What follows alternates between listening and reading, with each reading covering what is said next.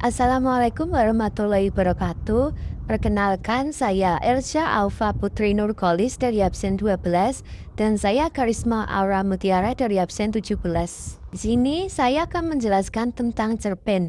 Jadi, cerpen adalah singkatan dari cerita pendek, yaitu karya sastra fiksi berbentuk prosa yang menyajikan kisah secara singkat, padat, dan fokus pada satu peristiwa penting atau tokoh utama.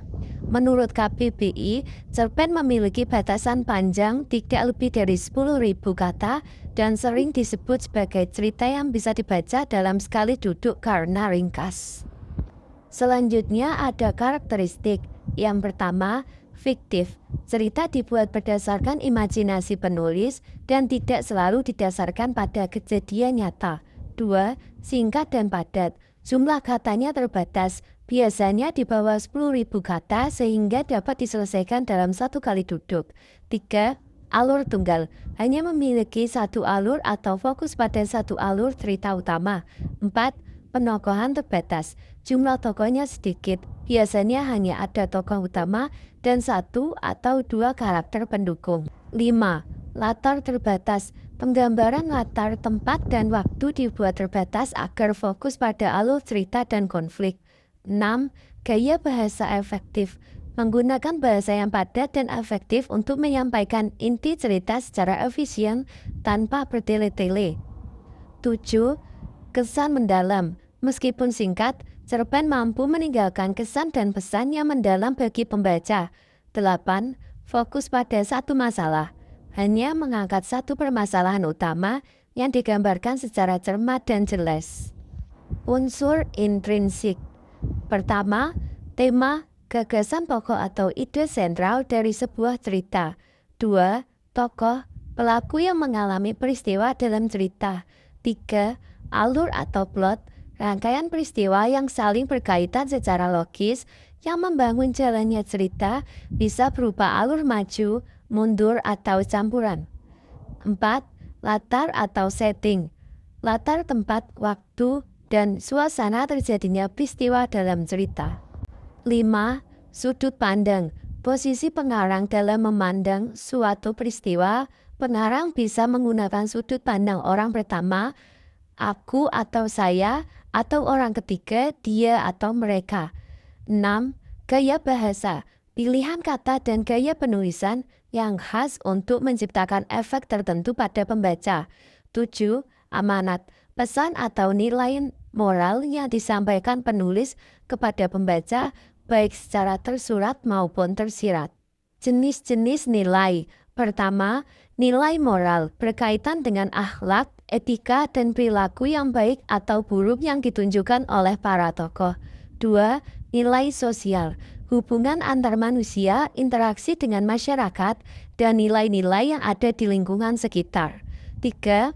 Nilai agama, ajaran dan aturan yang bersumber dari keyakinan agama tertentu. 4. Nilai budaya, hal-hal yang berkaitan dengan kebiasaan, tradisi, dan norma yang berlaku dalam suatu masyarakat atau budaya. 5. Nilai pendidikan, pelajaran atau manfaat yang bisa didapatkan membaca demi kebaikan hidupnya. 6. Nilai estetika, nilai keindahan yang terdapat dalam gaya bahasa, alur, atau penggambaran cerpen. 7. Nilai ekonomi, hal-hal yang berkaitan dengan ekonomi seperti cara seseorang mengelola keuangan atau berusaha mencari nafkah. Di sini ada contoh cerpen yang berjudul Bangkit. Kusandarkan punggungku di tepi jurang, kehidupan terasa begitu berat. Ayah dan ibu tak bisa lagi menanggungku. Perekonomian keluarga kami hancur berkeping-keping. Aku merasa menjadi beban hingga aku tidak ingin lagi hidup di dunia yang kejam ini. Aku ingin mengakhiri penderitaanku di sini, di tepi jurang ini. Hei kau, tidak akan melompatkan? Suara serak memecah kesunyian. Aku menoleh seorang bapak tua bertubuh kurus kering dengan pakaian lusuh dan bau alkohol dari tubuhnya. Berdiri di depanku. Dia adalah pengemis yang sering meminta-minta di jalan dekat rumahku. Kenapa tidak? Jawabanku sinis. Kenapa tidak? Ia tertawa. Kau tahu, aku adalah pemabuk, tapi aku tidak pernah ingin mati. Bagiku, setiap hari adalah perjuangan, dan aku tidak pernah ingin menyerah, katanya sambil menepuk pundakku. Setiap hari aku bekerja keras untuk bisa makan, untuk bisa bertahan hidup. Aku tidak punya apa-apa, tapi aku tidak pernah menyerah. Aku terdiam, benar. Aku tidak pernah bersyukur, aku hanya mengeluh dan meratapi nasib. Aku ingin mengakhiri hidupku karena tidak bisa mendapatkan semua hal yang kuinginkan. Kau masih muda, kau masih punya banyak waktu untuk meraih semua impianmu. Jangan menyerah di sini, katanya. Anggaplah ini sebagai tantangan. Jika kau bisa melewati ini, kau akan menjadi lebih kuat. Kata-katanya menusukku. Aku mulai sadar akan kesalahanku. Aku tidak seharusnya menyerah hanya karena ada masalah. Aku tidak seharusnya merasa menjadi beban.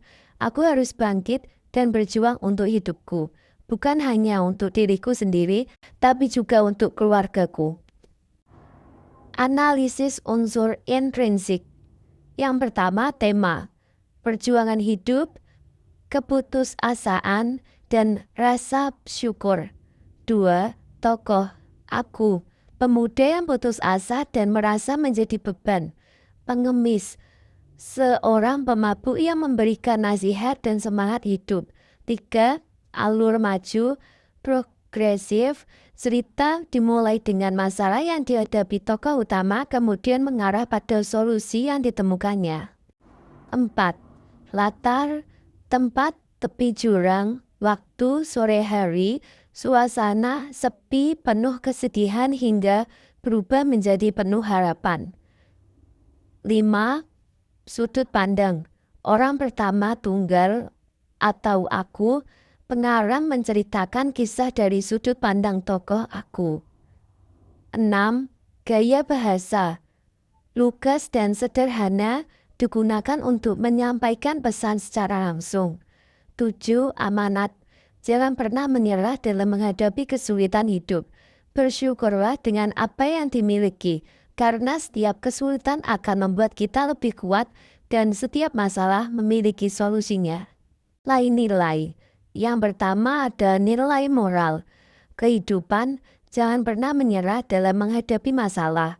Rasa syukur, bersyukurlah atas segala hal yang dimiliki. Bantuan, jangan memandang rendah orang lain, bahkan dari penampilan luarnya, karena kita tidak pernah tahu kebaikan hati dan kebijaksanaan yang mereka miliki. 2. Nilai kemanusiaan. Empati, tokoh pengemis memberikan bantuan secara moral kepada pemuda yang putus asa, meskipun ia sendiri juga hidup dalam kesulitan. Kepedulian, menerima nasihat dari orang yang tidak dikenal karena nasihat tersebut dapat mengubah hidup menjadi lebih baik. 3. Nilai pendidikan. Pendidikan karakter mengajarkan tentang pentingnya kekuatan, ketahanan, dan semangat untuk bangkit kembali dari keterpurukan. Refleksi, mendorong pembaca untuk merenungkan kehidupan mereka sendiri dan menyadari bahwa mereka mungkin tidak menghargai apa yang telah mereka miliki. Apakah ada pertanyaan? Sekian dari presentasi kami. Terima kasih. Wassalamualaikum warahmatullahi wabarakatuh.